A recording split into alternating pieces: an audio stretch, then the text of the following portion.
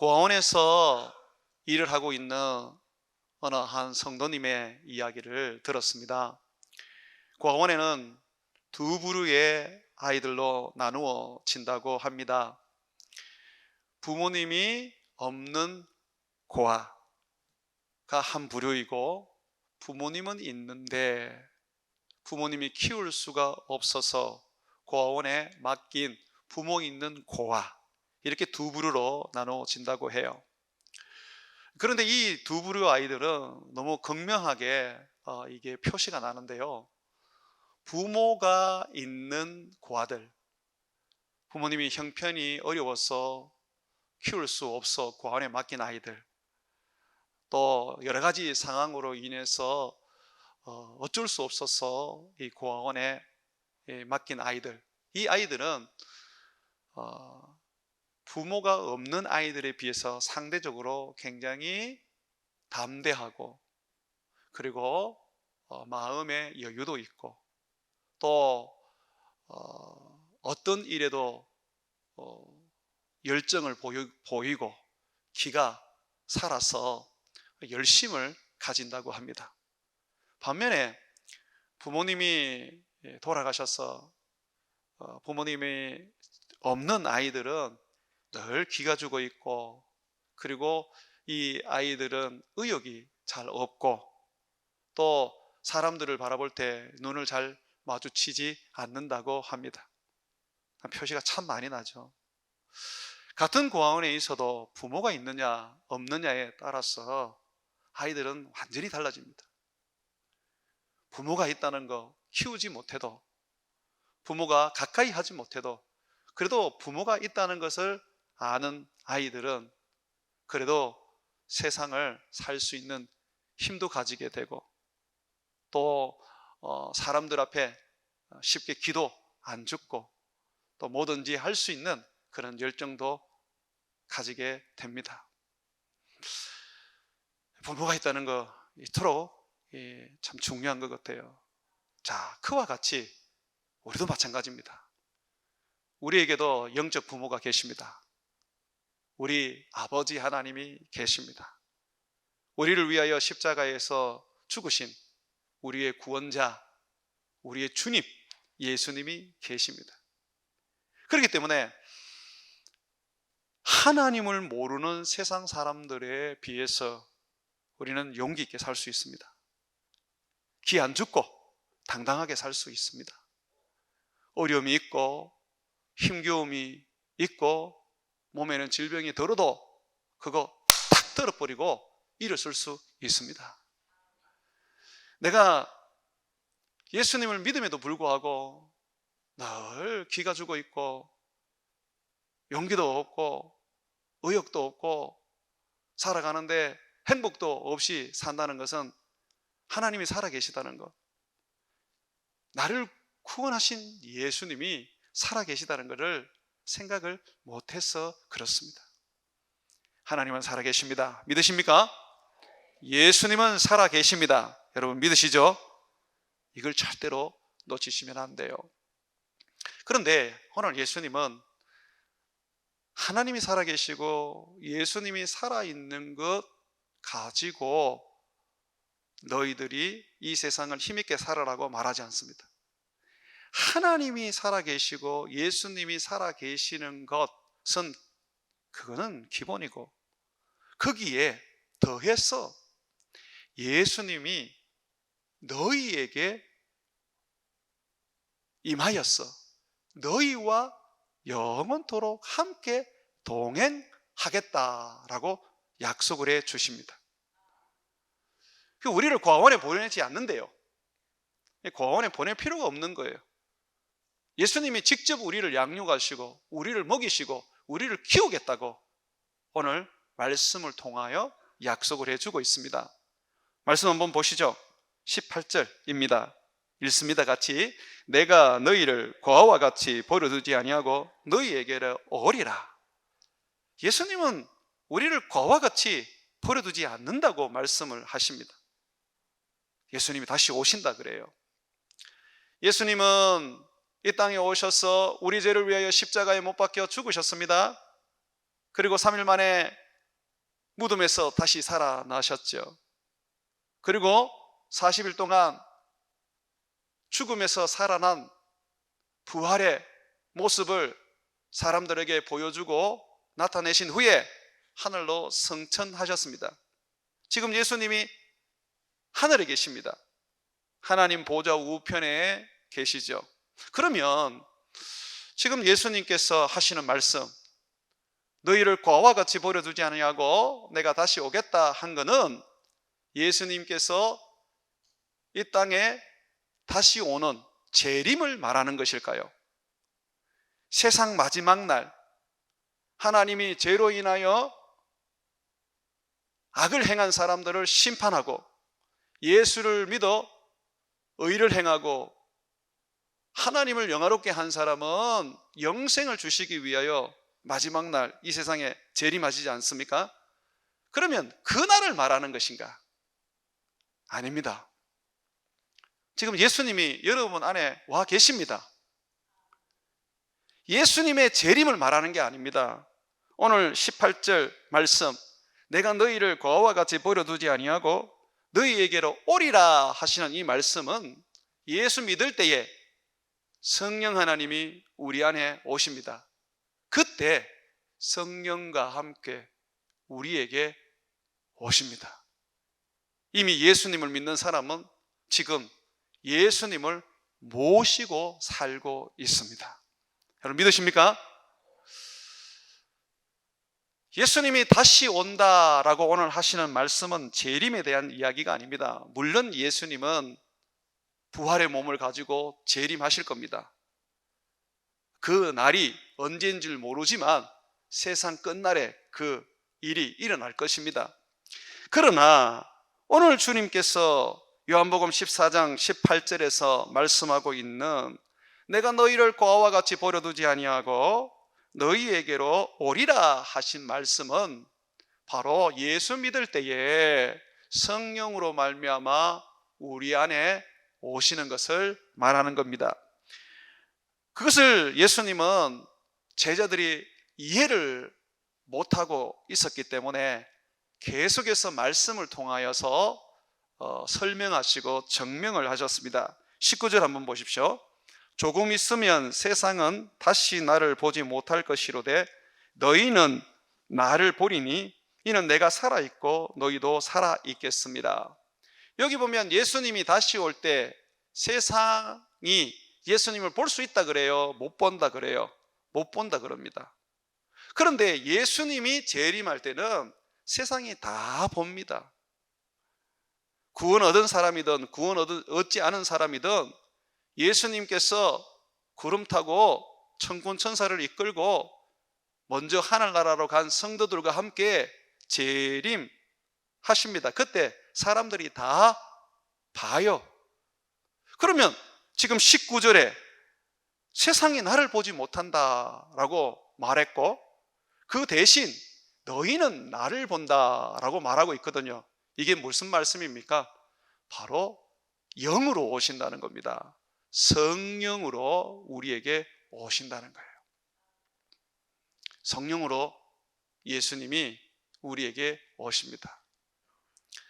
또 한번 말씀을 보십시오. 20절에 보시면 그 날에는 이 날이 예수님이 다시 오는 이 날이 재림이 아니고 성령으로 우리에게 오시는 날인데 왜 그런고 하니 설명을 합니다. 20절에 그 날에는 내가 아버지 안에 너희가 내 안에 내가 너희 안에 있는 것을 너희가 알리라. 여러분 하나님은 영이십니다. 그러다 보니까 성령으로 하나님께서 이 땅에 오실 때 우리는 그걸 알게 돼요. 성령이 내 안에 오시면 내가 알아요. 내 안에 성령이 계시다는 걸 알게 돼요. 내 안에 성령이 계시고요. 그리고 그 성령이 오실 때에 성령님은 또한 아버지와 함께 오시고 아들과 함께 오십니다. 그래서 여러분들이 성령을 내 안에 모셨다라는 것은 아들을 모신 것이고 또한 아버지를 모신 것입니다. 여러분 믿으십니까? 제자들이 이걸 못 믿었어요. 그래서 예수님의 제자 빌립이요, 예수님께 아버지를 보여달라고 간청을 했습니다. 아버지 좀 보여주세요. 그때 예수님 뭐라 그랬습니까? 빌립아, 내가 이렇게 오랫동안 너와 함께 했는데 어떻게 아버지를 보여라고 말하느냐? 나를 본 자는 아버지를 보았느니라. 예수님은 항상 말씀하셨어요. 나는 내 하고 싶은 말을 하는 게 아니다. 내 안에 아버지가 계셔서 아버지가 일러주시는 말, 아버지가 나에게 전해주시는 말을 내가 너희에게 전할 뿐이다 라고 하셨어요. 내가 많은 이적과 기적을 행해도 이건 내가 하는 것이 아니라 내 안에 아버지가 계셔서 아버지가 그의 일을 하는 것이다 라고 하셨습니다. 여러분, 예수님은 지금 우리 안에 와 계십니다. 여러분들은 결코 고아와 같이 버려두지 않은 자들입니다. 예수님과 동행하는 자들, 예수님과 함께 살아가는 자들입니다. 또 한번 보십시오. 21절을 보게 되면 나의 계명을 지키는 자라야 나를 사랑하는 자니 나를 사랑하는 자는 내 아버지께 사랑을 받을 것이요 나도 그를 사랑하여 그에게 나를 나타내리라고 말하고 있습니다. 어떻게 얘기하고 있어요? 내가 그에게 나를 나타내겠다. 아무나 예수님을 볼 수 있는 게 아닙니다. 아무나 예수님을 드러낼 수 있는 게 아닙니다. 성령을 우리가 받게 되면요, 그리고 그 성령을 힘입어서 예수님의 말씀들을 지켜 행하면요, 예수님의 내 삶을 통하여 드러나시는 거예요.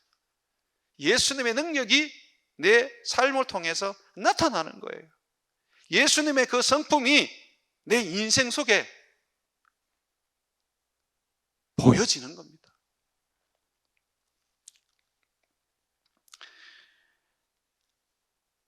제가 캄보디아에 송근식 양천강 선교사를 보낼 때, 미얀마에 이준석, 추영석 선교사를 보낼 때 이런 얘기를 했습니다.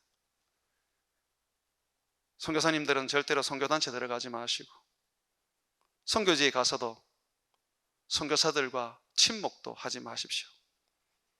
좋은 관계를 가지고 서로 사랑하고 귀한 교제는 하십시오. 그러나 거기에 속하지 마십시오. 사람을 의지하기 시작하면 사람을 바라보게 되고 사람을 힘입어서 하려고 합니다. 그러면 선교는 망칩니다. 목회에 있어서 제일 중요한 것은 사람을 시야에서 멀리 하고 오직 하나님만 바라보는 겁니다. 제가 그걸 가르쳤습니다. 그래서 우리 선교사님들은 선교지에 가서 어떤 선교단체에도 들어가지 않고 또 어떤 사람들의 도움도 받지 않고 그냥 앉아서 예배만 드렸습니다.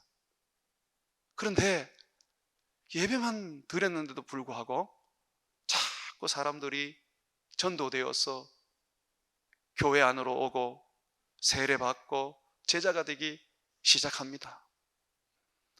우리 선교사님들이 그런 얘기를 하더라고요. 목사님, 이제 알았습니다. 왜 목사님이 사람을 의지하지 말게 한지 알았습니다. 우리가 사람을 의지하지 않으니까 선교지에서 바라볼 꾼은 예수님밖에 없었습니다.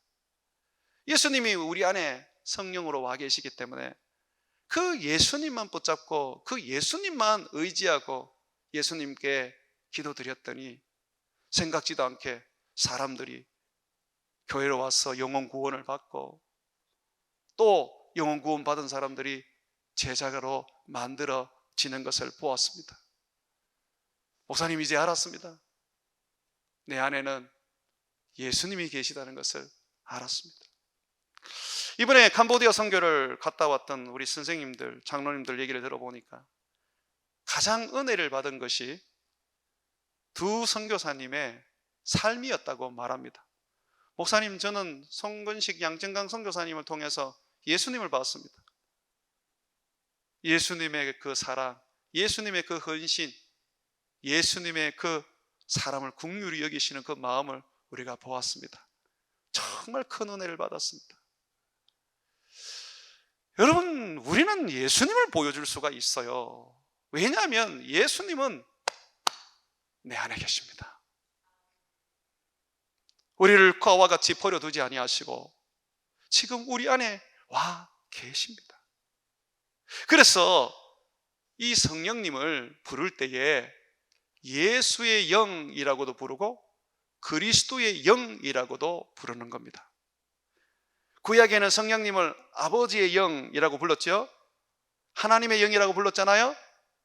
그런데 예수님께서 하늘로 승천하신 후에 우리에게 성령을 다시 보내주시는데 그 성령은 어떻게 부릅니까? 예수님의 영, 그리스도의 영이라고 불립니다. 그러면 아버지의 영도 있고 성령도 있고 예수님의 영도 있는 그런 겁니까? 절대 아닙니다. 성령은 한 분이십니다.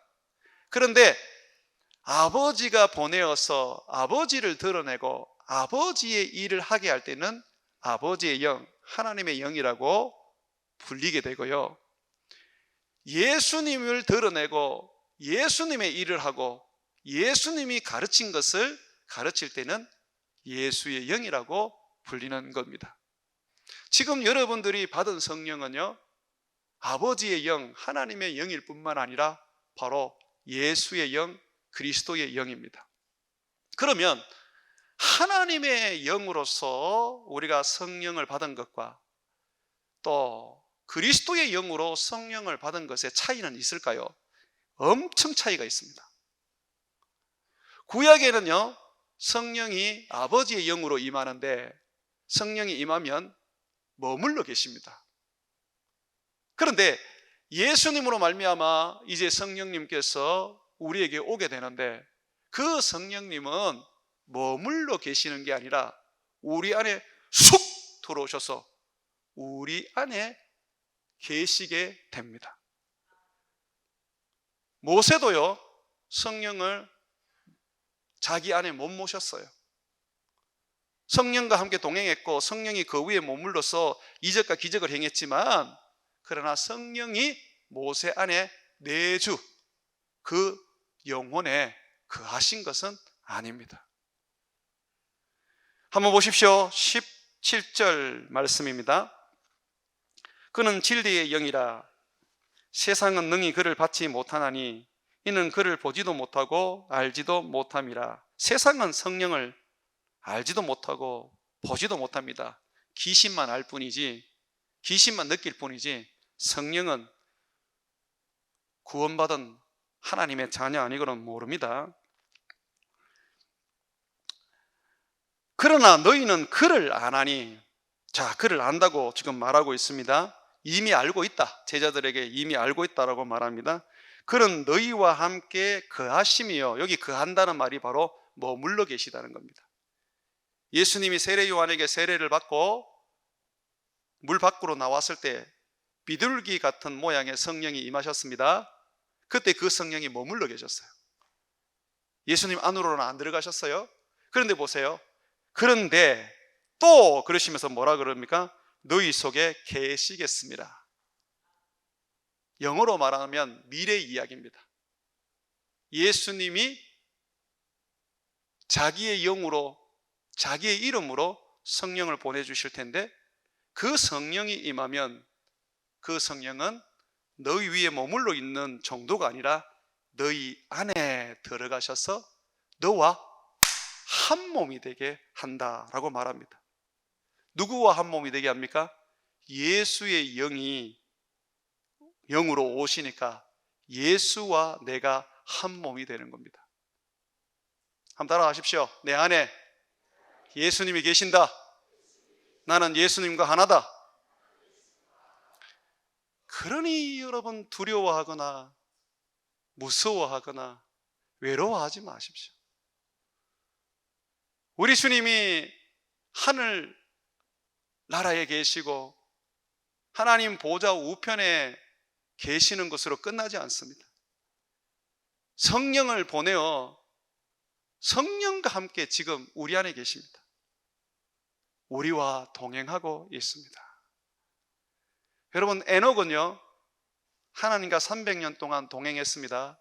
그러나 하나님의 영이 에녹 안에 계시지는 않았어요. 그러나 우리는 그렇지 않아요.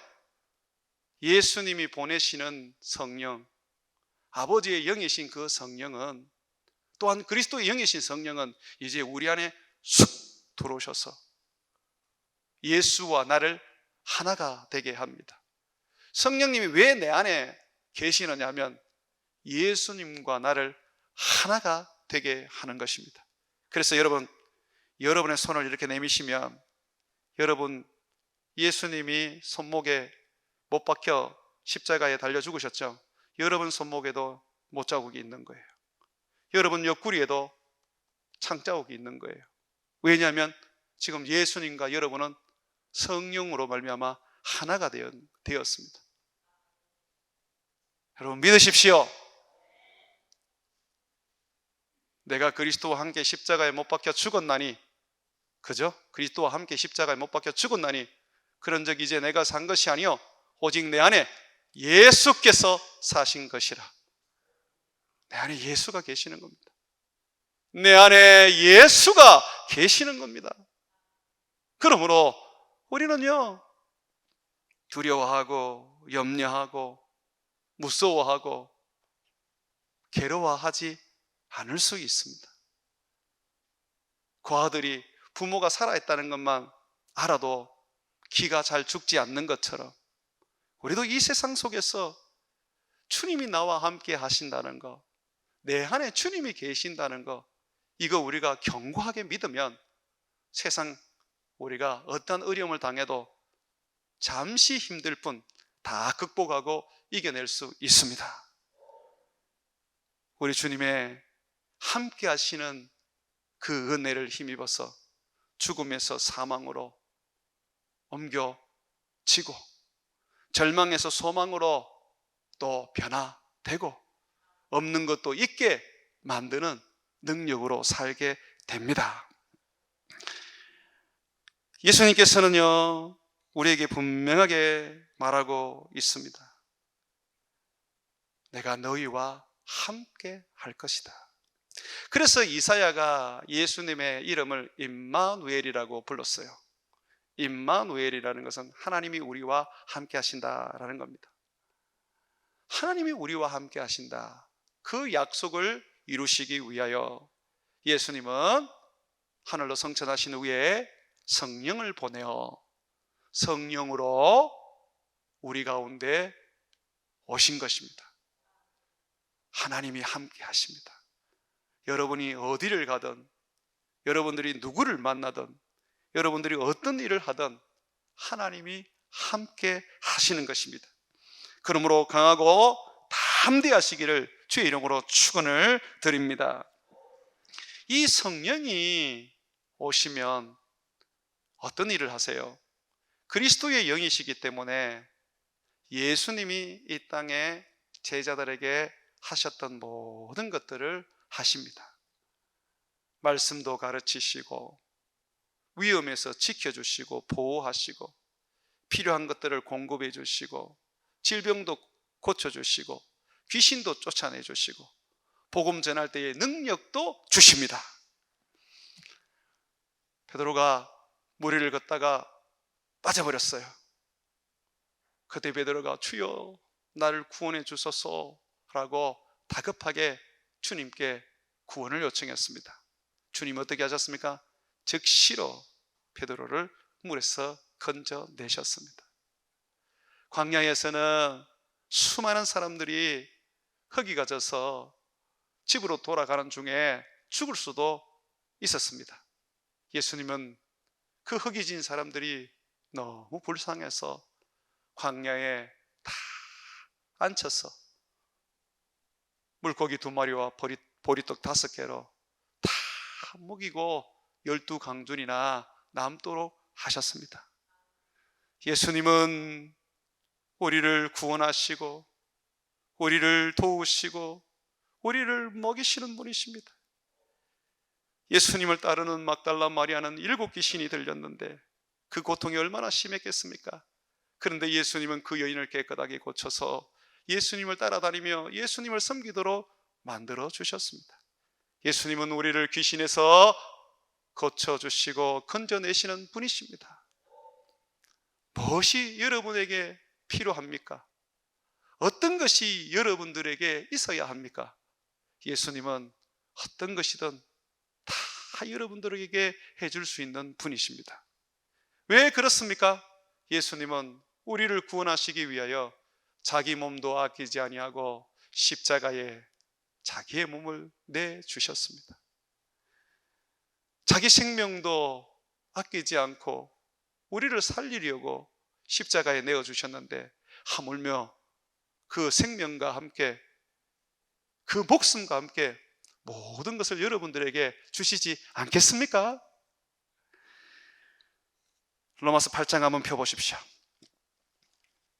저는 여러분들이 이 말씀을 꼭 좀 붙잡고 사셨으면 좋겠습니다. 32절, 로마서 8장 32절. 볼펜을 가지고 계시는 분은 줄을 좀 치십시오. 믿음이 떨어질 때마다, 하나님을 떠나고 싶을 때마다 이 말씀을 되새기고 다시 생각하고 다시 읽으십시오. 우리 같이 읽습니다. 자기 아들을 아끼지 아니하시고 우리 모든 사람을 위하여 내주신 네가 어찌 그 아들과 함께 모든 것을 우리에게 주시지 아니하겠느냐. 아멘. 아들도 줬는데 여러분이 필요하다고 하나님 앞에 간구하고 구하는 것을 하나님이 안 주시겠습니까? 예수님은 자기 생명도 아끼지 아니하고 십자가에서 내어주셨는데 여러분들이 하나님 앞에 구하는 거 하나님이 주시지 않겠습니까? 우리 주님이 여러분을 보호하시고 여러분을 지키시고 여러분을 먹이시고 여러분을 이끄시고 여러분을 축복하실 것입니다. 그러려고 성령으로 우리 가운데, 우리 안에 지금 오셨습니다. 예수님은 내 안에 계십니다. 그의 이름을 부르십시오. 그를 찾으십시오.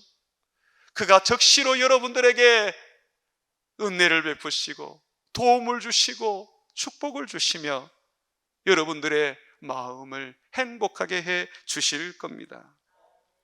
사랑하는 여러분, 내 안에 예수님이 계시다는 것은 우리는 내가 한 번도 해보지 못한 일들을 할 수 있다는 겁니다. 예수님에게 불가능한 일이란 있을 수 있겠습니까? 없지요. 그 예수님, 전능하신 예수님이 내 안에 있습니다. 그러면 우리도 예수를 믿는 믿음으로 능치 못할 일이 없습니다. 말씀을 하나 보십시오. 요한복음 14장 12절 말씀입니다. 요한복음 14장 12절. 내가 진실로 진실로 너희에게 이르노니 나를 믿는 자는 내가 하는 일을 그도 할 것이요.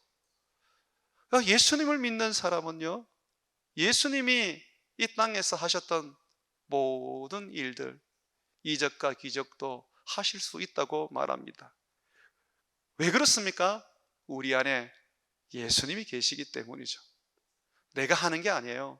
내 안에 계신 예수님, 그리스도의 영으로 오신 예수님이 내 안에서 그가 일하시는 것입니다. 또한 그보다 큰 일도 하리니 이는 내가 아버지께로 감이라. 더 큰 일도 한대요. 내가 아버지께로 간다 그랬어요. 아버지께로 가는 이유가 뭔지 압니까? 성령을 보내시기 위한 거예요. 성령을 보내시는 거예요. 성령은 그리스도의 영입니다. 예수님이 보여주지 않은 더 큰 일도 우리는 할 수가 있는 것입니다. 그러므로 내가 하지 못하는 것은 내가 예수님을 힘입어 믿음으로 살지 않기 때문에 못하는 것이지 예수님이 능력이 없어서 또는 예수님이 우리 안에 안 계셔서 못하는 것은 아닙니다. 여러분들이요, 여러분들은 과와 같이 버려진 자들이 아닙니다. 예수님이 여러분 안에 계십니다. 에녹처럼 예수님은 여러분 안에서 여러분과 동행하고 있습니다. 여러분을 지키고 보호하고 먹이고 이끄시기 위하여 예수님은 여러분 안에 계시는 것입니다. 그러므로 여러분들이 이 예수님을 의지해야 하는 거예요. 요한복음 14장 13절 14절 한번 읽어봅시다. 너희가 내 이름으로 무엇을 구하든지 내가 행하리니 이는 아버지로 하여금 아들로 말미암아 영광을 받으시게 하려 함이라. 내 이름으로 무엇이든지 내게 구하면 내가 행하리라. 여기 보면 예수님이 내 이름으로 구하면 내가 행한다 그랬어요. 여러분 안에 계시는 성령님은 그리스도의 이름으로 오신 성령님입니다. 그리스도의 영입니다. 내가 기도하면요, 하늘에서 하나님이 일을 하시는 게 아니라 내 안에 계시는 성령님이 적극적으로 일을 합니다. 여기 보십시오. 내 이름으로 기도하면 누가 한다 그랬어요? 내가 행하리라. 다니엘이요, 하나님 앞에 기도를 드렸는데 그 기도가 응답이 안 되는 거예요. 21일이 지나서 응답이 됐는데 그때에 하나님의 이 응답을 들고 왔던 천사 가브리엘이 뭐라고 말하느냐면 이렇게 말합니다. 다니엘아, 네가 기도하자마자 하나님이 응답하셨는데 내가 그 응답을 가지고 너에게 내려오다가 사탄이 막아서 내가 이제야 왔다. 하나님이 미가엘 천사장을 보내어서, 미가엘은 천사 군대장입니다. 이 사탄을 물리치고 그래서 내가 오게 되었다라고 했습니다. 그런데 이제는 그게 필요가 없어요. 우리가 예수 이름으로 구하기만 하면 사탄이 막을 수가 없어요. 왜? 내 안에 계신 성령이 즉각적으로 그리스도의 이름으로 일을 하십니다. 이 땅에 예수님 계실 때에 제자들이 예수님께 가서 예수님 이것 좀 해주세요 라고 했을 때 예수님이 그래 좀 기다려라, 내가 하나님께 기도해서 이거 이루어 줄게 라고 하셨습니까? 예수님이 이렇게 말씀하셨습니다. 너희가 내 이름으로 기도하라는 것은 내가 너희를 대신해서 기도하겠다는 게 아니다. 내 이름으로 기도해라, 내가 바로 시행하겠다 라는 겁니다.